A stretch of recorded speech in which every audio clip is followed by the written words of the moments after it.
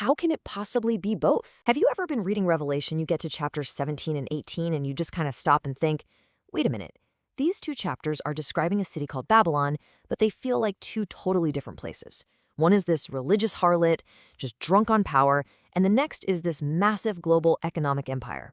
It's a huge puzzle, right? But what if they're not two different cities at all? What if they're just two phases in the life of the very same city? So, here's how we're going to tackle this. We're going to walk through the story chronologically. We'll start with the harlot's reign, then cover her violent overthrow, see the rise of the beast's global machine, and finally, make sense of the two very distinct judgments that fall on this one city. Okay, let's dive right in. The core of the problem is this. You open up Revelation 17, and it paints this picture of Babylon as a deeply corrupt religious system, and it's symbolized by a harlot. But then you flip the page to chapter 18, and suddenly it's this global economic superpower. Its collapse literally sends the entire world market into a tailspin. So how can it possibly be both? And that's the big question, the one that's had people scratching their heads for centuries.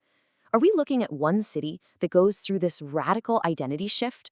Or are these two totally separate entities that just happen to share the same name? Honestly, the answer changes everything about how you read this prophecy. Well, the key, it turns out, is to stop thinking about them happening at the same time. They're sequential. Just look at this timeline. Phase 1 is what we see in Revelation 17, this shaky, unequal alliance between the religious harlot and the political beast.